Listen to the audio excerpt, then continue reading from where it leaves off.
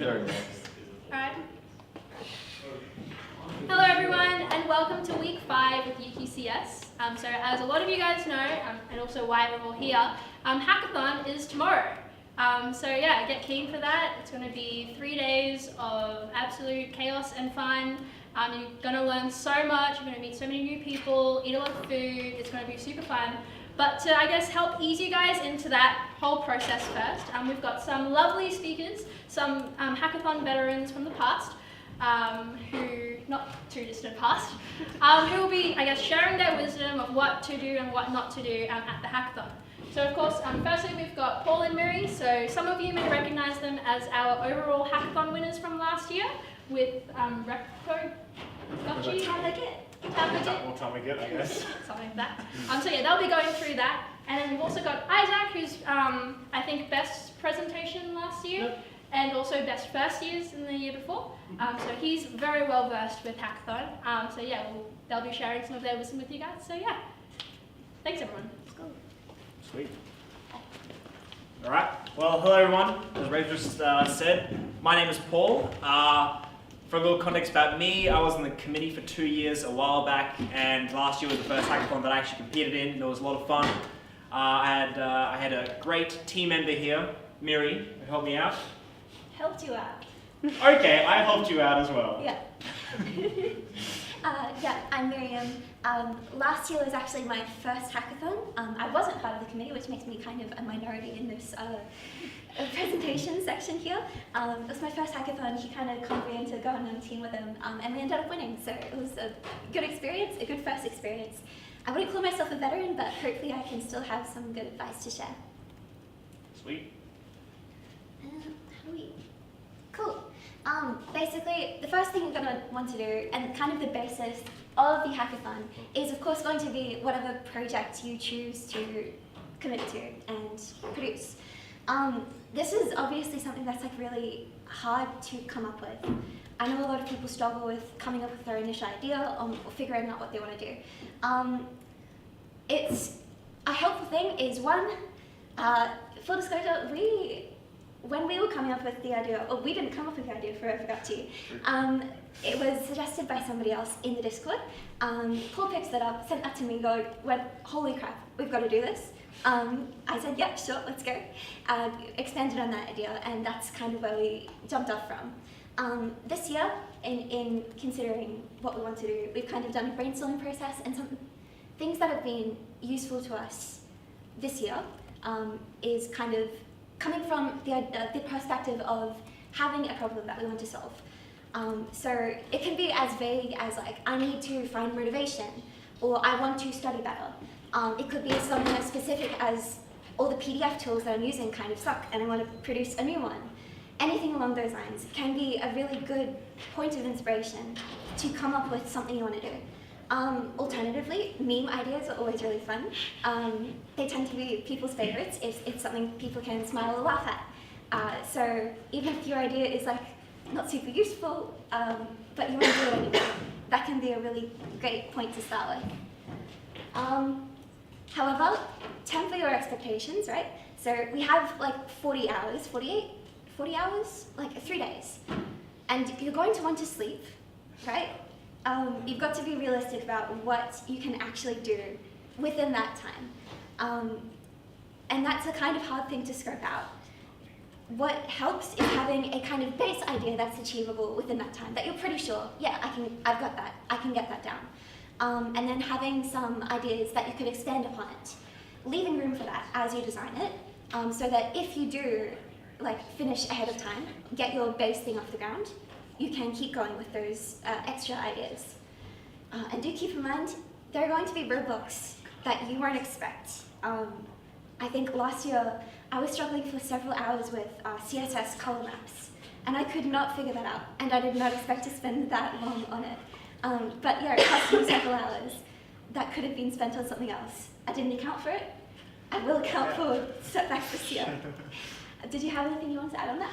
No, I think you covered it all. Sick. Right. Me? That's you. Me? All right, sweet. Well, choosing the tools. So I'm a front-end developer, so I have a bit of a kind of a proficiency with React.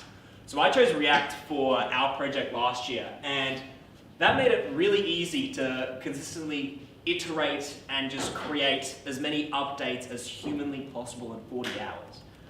So if you're making a project, sticking to familiar tools is really useful because you don't have to spend time actually learning the tools, unless you learn it outside of hackathon time and then attempt to learn it inside of it. But that also saying, if you want to learn something new and challenge yourself during the hackathon, it's also a really cool environment to attempt to learn and then hack something together with whatever you manage to understand by Sunday 2 p.m. So I highly recommend trying out both options, see which one works for you. And then the third one here is that if you already know what you want to make and what you're going to use to make it, then it might be very helpful to install the tools ahead of time. For example, if you're doing mobile development and you need to install a bunch of React Native stuff or emulators, you don't want to be installing that during the hackathon. You want to be doing that probably beforehand. As long as you're not writing any code, then that's still all okay. Coming from the perspective of somebody who didn't really use anything I was familiar with last year, so like I tried something new. I'd never really worked with Node.js before, or Firebase functions, or Firestore. I was basically in charge of the server side last year, and I was thinking of using Python, but I discovered that there were better tools out there that I could use that would allow me to kind of be quicker. They weren't familiar to me, but I was game to try, and I'm really glad I did. Pro tip, Firebase is really, really useful. It's like free, really easy to set up. You can get like a NoSQL storage set up really, really quickly. It's a good resource. I recommend it. But I would, there's going to be a trade-off in productivity if you try something new, but that is probably one worth taking if you want to get the most out of the hackathon experience. Anything else to add? No, I think that covers it. Cool. Choosing your team.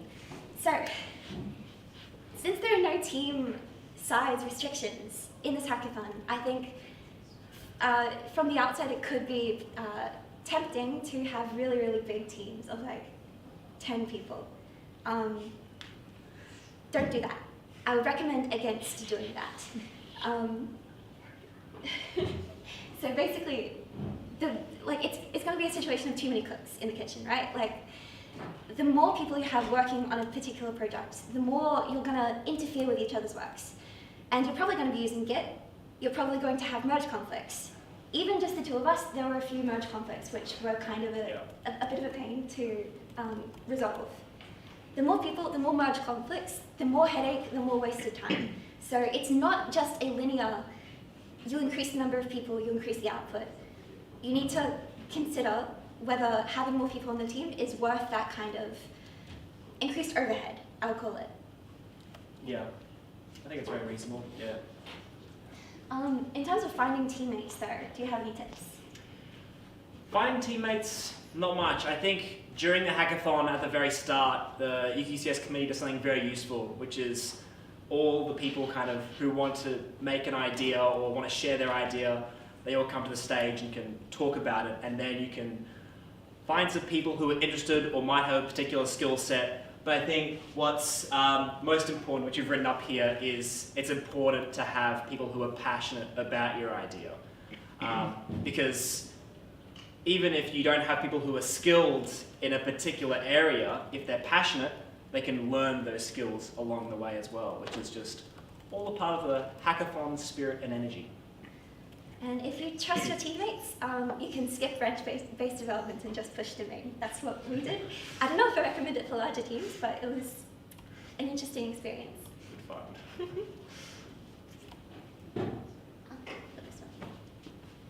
fun. So working together. Make sure you know what your teammates are working on. So for our project last year, we had a bit of a strategy, which was we just stayed out of each other's kind of own area. So Miri worked on the server side and I worked on the front end, and that minimized all the merge conflicts that could have potentially arisen.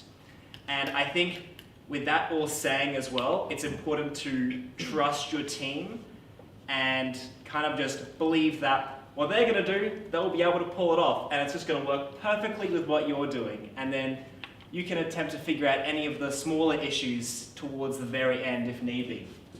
And I think with that last point there, asking for help, so important. I mean, a hackathon is a bit of a sprint, but you can't forget that you're not alone. If your team doesn't have the skills, don't forget that we have alumni, you have committee, you have other members who might be competing, doing maybe a completely different project, but might have a skill set that could really benefit you. So it's always a good thing maybe at the start of the hackathon, get to know some people and see if they have some skills that could possibly help you out. Yeah. Anything to add to that? No, you've covered it. Cool beans.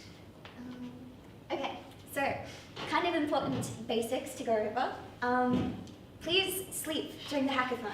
It is unsustainable and not recommended to pull all-nighters, at least not those nights, okay? You're going to work better if you're well slept. If you've had some sleep, you're well rested. To that end, if it is possible for you to go home, that could be a way you can get better sleep. If not, bring in a mattress, like an air mattress. You don't want to sleep on the floor. Bring a blanket. You don't want to be cold. Take care of yourself. Don't neglect your body for the 3 days that you're there. Also remember that you can take breaks. You should take breaks. Your brain cannot be 100% all the time for those like 40 hours. You can't do that. You will burn out. And remember, it is like week 5. We are kind of getting into the middle of the term. You're going to have assessments due if you're studying. Try not to kill yourself. And of course, take showers, freshen up. Just take some time to take care of your body, essentially. Yes, very nicely said. Perfectionism. I think this is very important because you're gonna have to come and be very aware that this is a hackathon and you are hacking together a project in 40 hours. It is not going to be perfect. There are going to be some things in there which are terrible. There are some hacky workarounds that might just work and it might get an entire project working. But you can't spend too much time trying to fix those things. You have to cut some corners, as I kind of put it there. What's probably most important is that you're aiming for an MVP, otherwise known as a minimum viable product. As long as it works, it doesn't matter, okay? Just aim for something that works. If it looks pretty, that's a bonus, okay? But you have 40 hours, so I think, especially considering scope, the project scope what we talked about earlier, it's very important to just focus on something that works. And the last one here, don't spend time on the boring stuff. I put this one in here because I like to consider the boring stuff such as authentication, which is something that some web apps have, but in reality for a hackathon it doesn't really matter. I mean, what really matters is whatever the app actually is and the cool thing it does. If it has authentication, that's a cool bonus, but it doesn't really matter. For what it's worth, when we did our project last year, when we presented, our authentication was just completely smoke and mirrors. You could put any username in and any password in, and it would just let you straight through with a default login account. Not any username. Was it? Username worked. We just didn't have passwords. I'm corrected yet again. So we had half authentication. That's a goal. It just didn't authenticate the users. I guess from my perspective as well, you come to this hackathon to learn things, to improve on your own skills, to prove what you can do.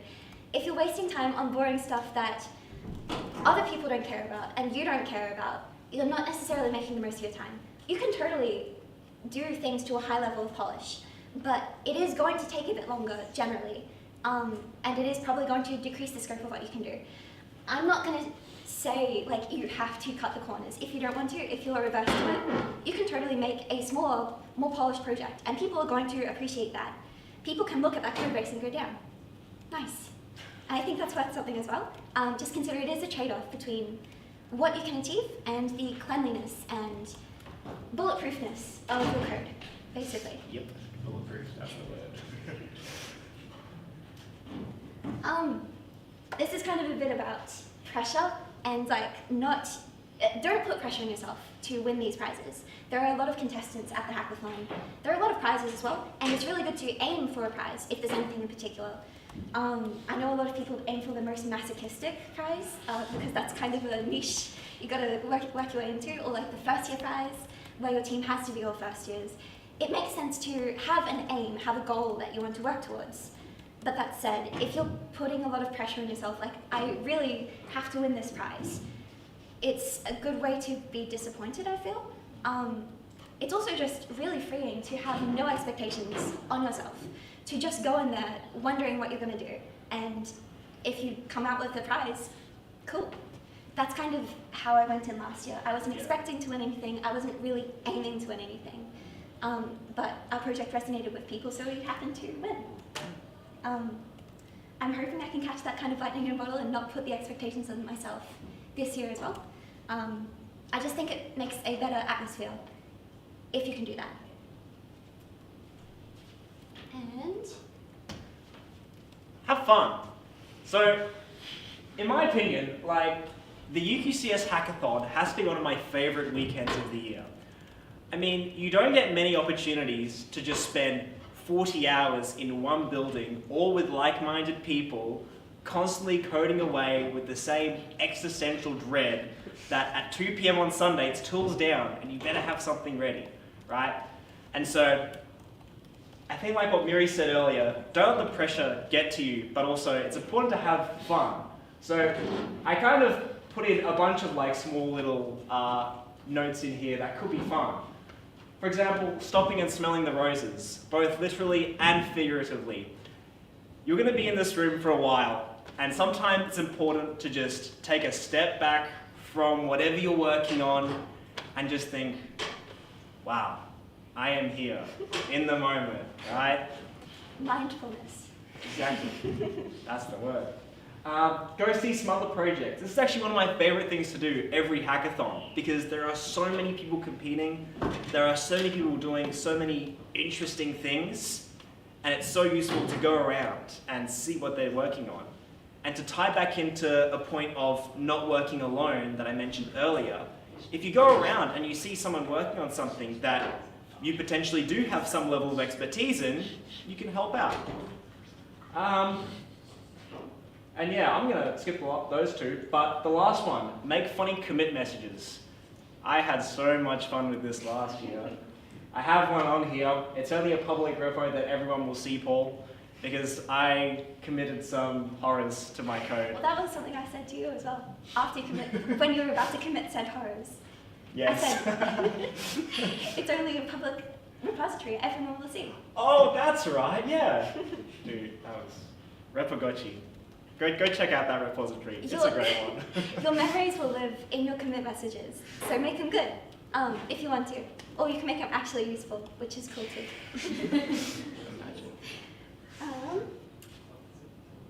Okay, I wasn't sure whether to include this.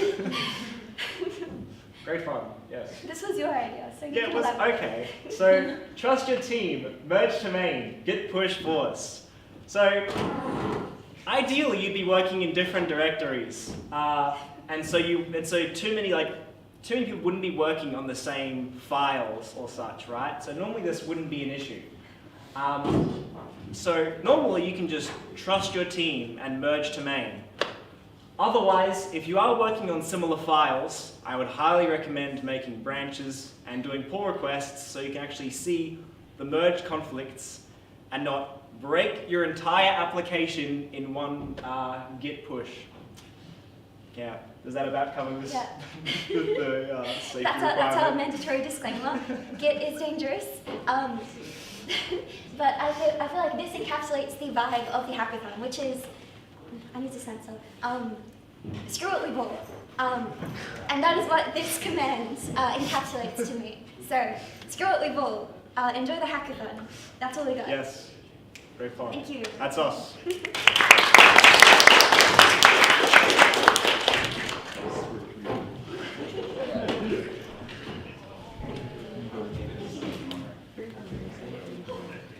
Hey, I might need your help.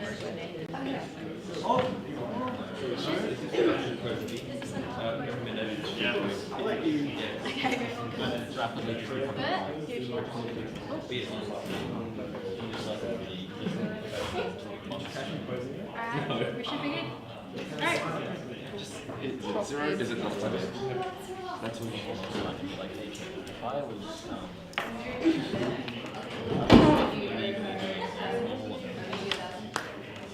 Hey, so I have a bit of a different style of talk.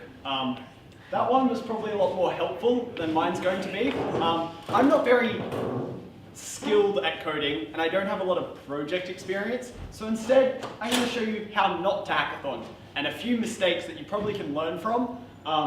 Yeah. So just to give a bit of background, in 2021, me, Will Barnett, and Carson developed Betcoin, which was a satire of a cryptocurrency. So it was an actual cryptocurrency that you could bet. We won the first year prize. And last year, I made WeWalk, which allows you to play Minecraft and other games by running on Wii balance boards. So that's me down there, and that's me in Minecraft moving around. Yeah, so that won best presentation. But otherwise, my qualifications for the talk are listed here. I really don't have a lot of experience with this stuff. So do take everything with a pinch of salt. If this is not your way to hackathon, that's okay too. Alright, so my first non-tip is to choose something brand new that you've never touched before. I actually think the hackathon is one of the best times to take something that you haven't touched but you've wanted to learn for quite some time and bring it into your repertoire. I know this is quite different to the prior talk, but for WeWalk, I learned C# from that Friday afternoon until that Sunday. I haven't touched it since, but it's just been another thing that I can bring into the things that I know, and I know what things I might want to use C# for in the future. So it's actually a really good excuse to force yourself to learn something that you probably should have done quite some time ago. It's a nice way to grab some new skills. The second tip that also goes opposing the previous talk is to don't have a stack at all. Come in not knowing what you will do and not knowing what tools you'll need for this. So often, and so Matt Lowe is one of my big inspirations from 2020. He recommends React, Firebase. So React, I believe, is for certain web pages. Firebase is really good for server stuff. I don't know what either of those two are. I find some sort of project, I Google what I'll need. So for WeWalk, I Googled how to code Bluetooth, and I followed the first instructions that popped up. For Betcoin, we looked up how to make a cryptocurrency, and we just copied the horrible tutorial and slowly learnt our way around. But come in not having a stack, and by the end of it, still probably not have a stack. Continuing on, don't install any of the recommended tooling. To be fair, I did used to have a laptop that had I think 5 gigabytes of extra space coming into Hackathon. If you have to download a new editor or some program to run the server, you're going to be using that space quickly. So use everything in Notepad. It's much easier, much cleaner. You just have to type away with no error correction. It is absolutely perfect. So make sure you do not install any of the tooling the instructions give you, especially when you look up tutorials online. They will not help in any way. One of the biggest examples of this was, so if anyone knows what Microsoft Studio Designer GUI things, basically it's how you design a GUI. Most of the time it's supposed to be drag and drop. I edited the auto-generated code behind there. If you see a message that says this code was generated by a tool, changes to this file may cause incorrect behaviors and will be lost if the code's regenerated, it will be lost if it's regenerated. I spent about 5 hours on that, and I'd say very good use of your time, and you should definitely follow in these footsteps. Yeah, any auto-generated code that you touch, yeah, it's a sign that you're doing the right thing. Hey, so related on this is an actual tip. Use Git. So my saving grace for that is I was able to revert that file back. I was able to get what progress I had made. So make sure you do use Git and that you save often. Committee and alumni will be there because I know Git is a little scary. I didn't really understand it. I've only understood it somewhat recently, and even then, it has a steep learning curve. But it will save you so much. There is really no way to remove things from Git.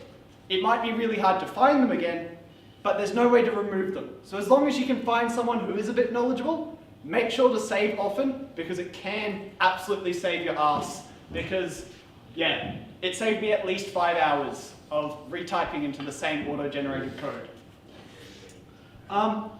So, again, in opposition to the other talk, I would suggest debugging late into the night and then not having any energy for the Saturday so that you just are very unproductive. Make sure that you don't space and plan out your time, because working all night on the Friday so you get some sort of project done is all you need. Surely the first 8 hours or 40 are the most important. And the other one is to focus on features. I don't really do a lot of design and UX. And it turns out for presentations, just having features with no display are the best way to do it. It really sells a product when you can explain all the features that they have without showing them. It's really good. A good quotation, actually, I'll skip to the next one and then I'll give it then. But related on this, leave the presentation / showcase to the last hour. Or, better yet, don't do one at all. For both projects, we did not plan out any presentation. Our UI was done in the last 3 hours, if there was any. And yeah, I'll bring up a quote from doing WeWalk. Me, sleep deprived, having no slides to show. How do you turn if someone's walking? I just said, left, right, loudly into the camera because I was dead of sleep. So make sure you actually plan what you're going to say and have some preparation. Yeah. And the second thing that follows on from that, actually test your code. So in 2021, we went up on presentations without having tested our code properly. It did not work. So when you actually give a demo, the best way to showcase its features is to show it failing. How else can you show all the error messages and code that you put behind it if you don't have a fail case? And finally, my final tip is just to enjoy it. There's so many things to do at Hackathon, so much food, so many other people. Some of my best memories is playing games on the big screens in AEV, going around and just meeting other people, seeing their projects. It's a lot of fun, and that's really what you should be aiming to get out of this. It's something that you really want to not worry so much about the project. Yes, it's a good thing, you'll learn out of it, but also make sure that you're spending time with others, you're getting into this community and atmosphere, because that's some of the most valuable things. You can set aside a weekend for a project anytime. You can't get that community atmosphere and free food all the time. Cool. I think that's it.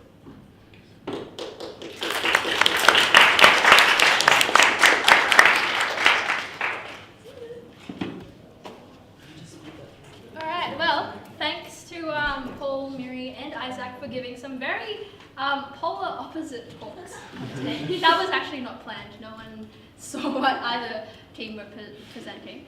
But I guess one really big takeaway you can get from that is that, honestly, just approach Hackathon in whatever way sort of speaks to you. There's no right or wrong way to do it. The only right way, I guess, is to have fun while you're doing it. So make sure you pick a way that sort of keeps you entertained and interested in the projects that you're working on.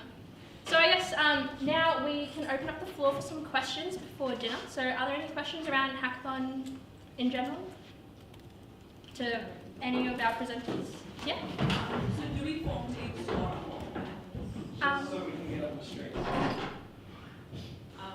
so absolute newbie here. Oh good, yeah, welcome. So do we form teams tomorrow, or how does that work? Yeah, so it depends announcements. So if you happen to have a team sorted out already, great, that's awesome. If you don't, there will be a section right before the hackathon starts where we will get all the people who are, I guess, looking for a team or have a team and want to grab like an extra person or two together. We'll have a section where we'll open up the floor to sort of form that. So don't worry, if you are not in a team right now, you'll definitely be in one by the end of tomorrow night. So yeah, no stress about that one. All good? Yeah?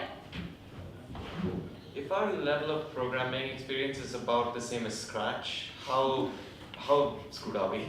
I think Isaac can answer that one. So I've never taken a CS&C course. I have learnt it all during the weekends here. So if you have some sort of want to problem solve and you can follow an online tutorial, you should be fine. Copying and pasting from Stack Overflow is an actual development strategy. Yes. That's true. This is Don't very limit that. true. It's very representative of real life programming. Yeah? Oh, laptops. Even if it's you want to change it to something else. Doesn't really matter. Sorry. All good. But yeah. Any more questions? Cool. Does anyone want to see their Git repository? Out of curiosity. I wish Yes. you had mentioned that, bro. I wish you had mentioned that. When's the final version coming out? Oh, soon, TM. You know, I actually had to I had to upgrade to a Spark plan, like pay as you go, for Firebase functions, and it was automatically downgraded for inactivity. So, you know, is the website hosted anywhere? Because the backend works. You know? The front end was going to work, but then I decided to mess around and it may, I don't know what the status is broke right her. now. No, it still works. Okay. That's right. Alright, let's take a peek at the Git. So, who here doesn't know how to use Git? Alright, so there are a couple of you. So this may be relatively new to see what GitHub is. Or you may have seen it and just copied code and then just never cared about it, which I've done before. So basically, this is where you will be storing all of your code, sometimes documentation as well. Yeah, so we do actually check your last commit into the repo. So for you to be eligible for prizes, make sure you do keep this up to date so we can mark you for that. But yeah, so this is their repo. I'm guessing the web pages aren't posted, right? Correct. So yeah, I'll let you guys talk through your project. Oh, Do you want me to do it? yes. Well, now that we're here, What are alright, you doing? Oh, let's that's go on. nothing. Ah, yes. Okay. So this was our landing page here, which I mentioned earlier that this authentication was completely smoke and mirrors, or I should say half smoke and mirrors, because apparently the username works. But now it completely works because I spent some time after the hackathon actually going through and fixing this, which is cool. This was our dashboard, which was exactly what it looked like for the actual presentation. We had pretty much every single one of these little cards is one repository that you hosted on GitHub.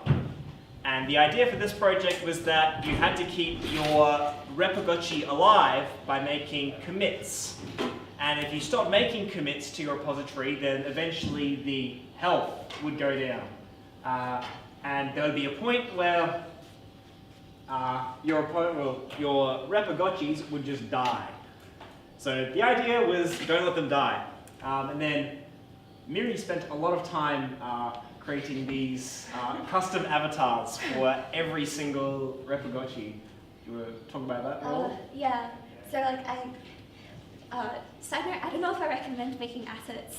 It sets it apart visually, but it took a long time. But basically, I just had like a bunch of different body types: ears, eyes, eyebrows, mouths that could be like kind of mixed and matched to make new guys, and also CSS color mapping, which took ages. No,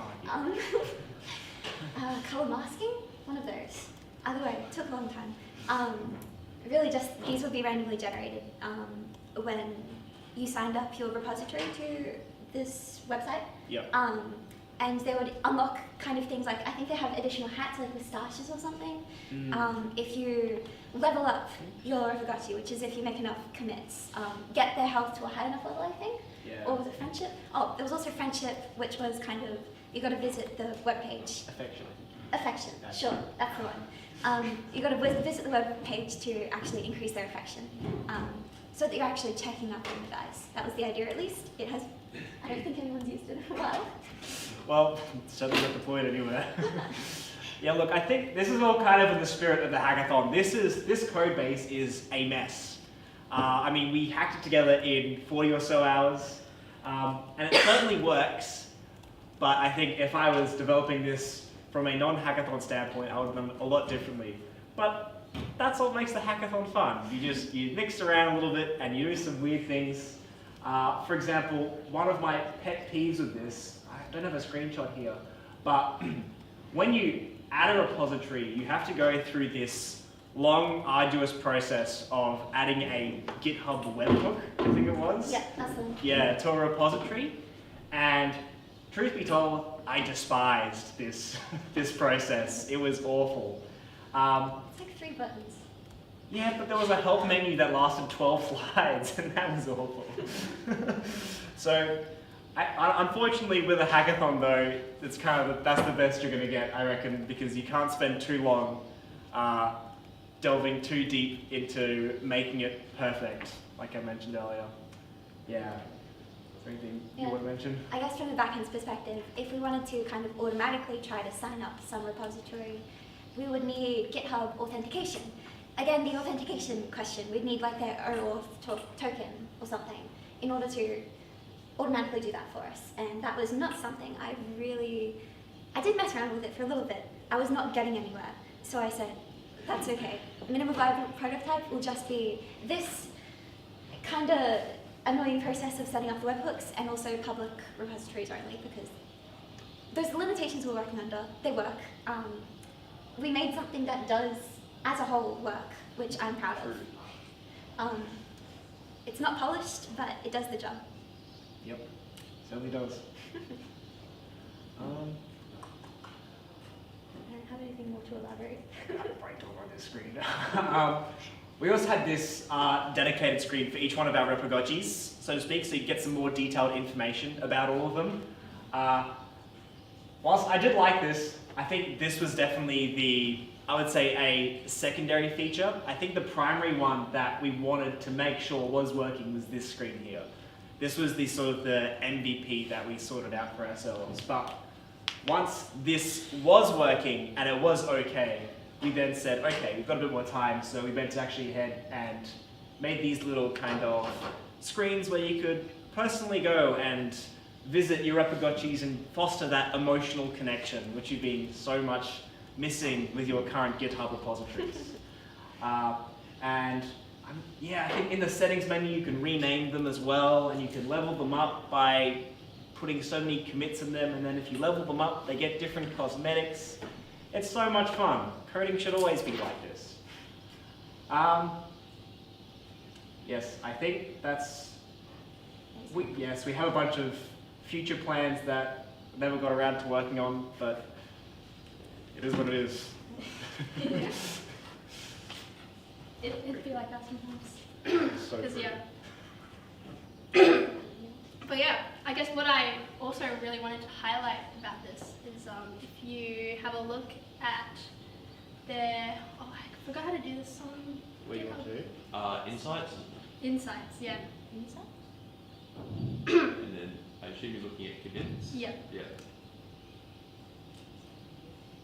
This is from the past now. They've made a total of 32 commits, most of which are on a Sunday. Wow.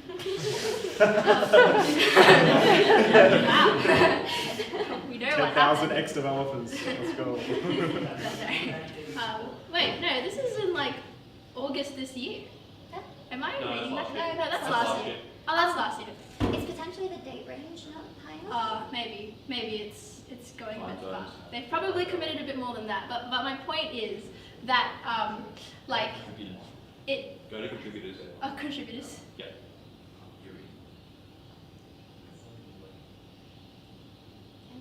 Well, we'll let it load. Oh, we can see who did more work. No, I'm kidding. I'm kidding. So everyone commits differently. I'm just exposing them right now. But no, you can see how many lines of code they've collectively written across a few days, or committed in general.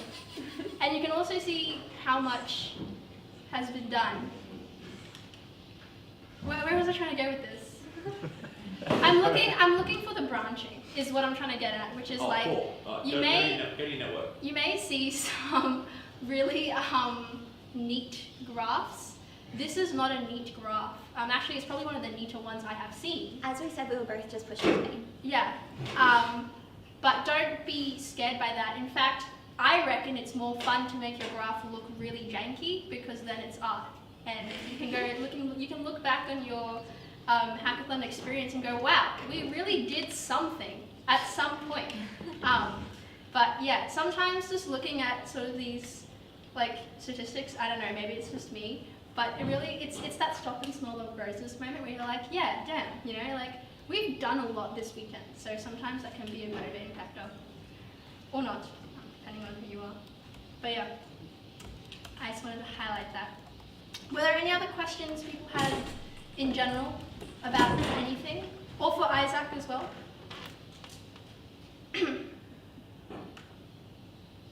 Neat. Cool. It's Lovely. going to be a perfect hackathon then. No issues whatsoever. Yeah, we expect to see clean commit graphs and, you know, fully functioning products. I will add that you should, if you're not feeling like comfortable with Git or some of the other things, just reach out to like not only committee but alumni. A lot of people will be happy to help with those things. Don't feel scared to reach out. There'll be a bit of a scary committee table. I know we're all on one table doing our assignments, doing whatever, but come over, ask for help, because those things really, yes, they're going to be the memories that you, unfortunately going to be the top of the memory is when you deleted your repo or when you had 5 hours of work go missing, but we will be able to sort out those issues, and that way you can focus on other bits of your code. So don't worry too much about Git. We're more than happy to help with that. Yeah, it's definitely the least, it should be the least hardest part of the hackathon. Should. Should, but you know, it's Git, so who knows? That dragon is, yeah, something else. But yeah, no, that's cool. So, yeah. I guess we're done. We're just waiting for pizza now. So if you guys just want to sit tight, chat amongst yourselves, ask questions.